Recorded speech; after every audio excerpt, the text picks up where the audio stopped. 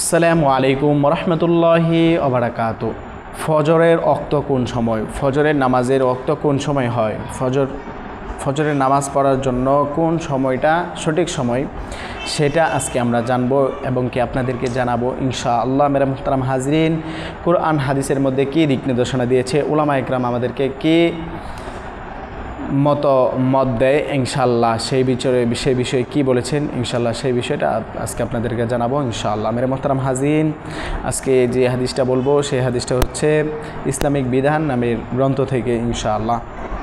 তো এই হাদিসের ব্যাখ্যাও অনেক কিতাবের মধ্যে রয়েছে, সেগুলো আমরা চেষ্টা করব জানানোর জন্য। মেরে মোহতারাম হাজরিন, ফজরের ওয়াক্ত কোন সময় হয় এই বিষয়টা জানার জন্য তো আমরা মনোযোগ দিয়ে শুনতে থাকি ইনশাআল্লাহ। নাহমাদুহু ওয়া নুসাল্লি আলা রাসূলিহিল কারীম, আম্মা বা'দ, আউযু বিল্লাহি মিনাশ শাইতানির রাজীম, বিসমিল্লাহির রহমানির রহিম।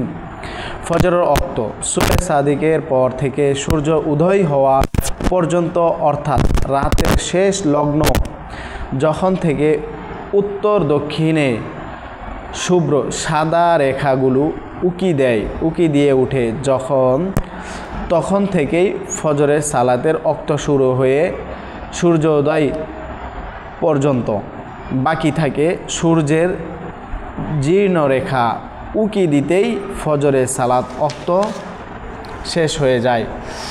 ফজরের ওয়াক্তকে দুভাগে বিভক্ত করা যায়। শরীয়তের পরিভাষায় প্রথম অংশে গালাস অর্থাৎ অন্ধকার এবং দ্বিতীয় অংশে ইসফার অর্থাৎ ফর্সা বলে। নবী করিম সাল্লাল্লাহু আলাইহি ওয়াসাল্লাম অধিকাংশ সময়ে ইসফার সূর্য ওঠার পূর্বে ভোর আলোতে ফজরের সালাত আদায় করতেন। তাই ফজরের সালাত রাতের আধার পার হয়ে একটু আলোতে আদায় করা সুন্নত হাদিসে এসেছে। জামে তিরমিজি হাদিসের মধ্যে এই আলোচনা রয়েছে এবং কি অত্যন্ত গুরুত্বপূর্ণ যে বিষয়গুলা সেটা আপনাদেরকে জানালাম। এবং কি হাদিস শরীফে এসেছে হযরত রাফে বিন খালিজ রাদিয়াল্লাহু তাআলা আনহা থেকে বর্ণিত, তিনি বলেন রাসূল সাল্লাল্লাহু আলাইহি ওয়াসাল্লাম বলেছেন, তোমরা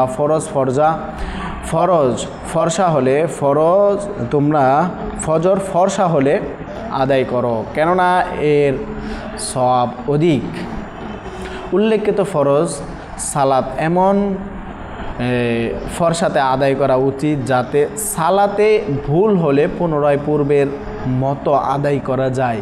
রাসূল সাল্লাল্লাহু আলাইহি ওয়াসাল্লাম, রাসূল আকরাম সাল্লাল্লাহু আলাইহি ওয়াসাল্লাম সাধারণত ফজরের সালাত 60 থেকে 100 আয়াত তেলাওয়াত করতেন, হাদিসে এসেছে। হযরত আবু হুরায়রা রাদিয়াল্লাহু তাআলা আনহু থেকে বর্ণিত, তিনি বলেন রাসূল সাল্লাল্লাহু আলাইহি ওয়াসাল্লাম ফজর পড়তেন এমন সময় যখন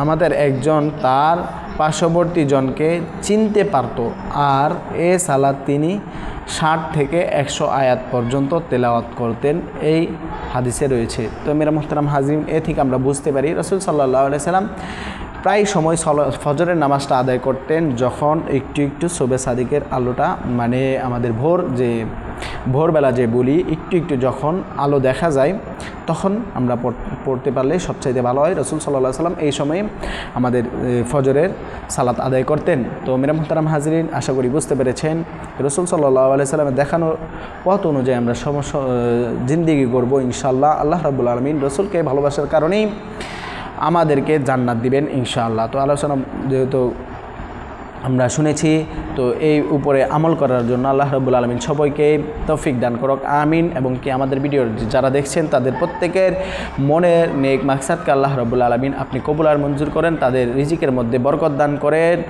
এবং কি সাংসারিক জীবনে সুখময় জীবন দান করেন। ভালো থাকবেন, সুস্থ থাকবেন। আসসালামু আলাইকুম ওয়া রাহমাতুল্লাহি ওয়া বারাকাতুহু।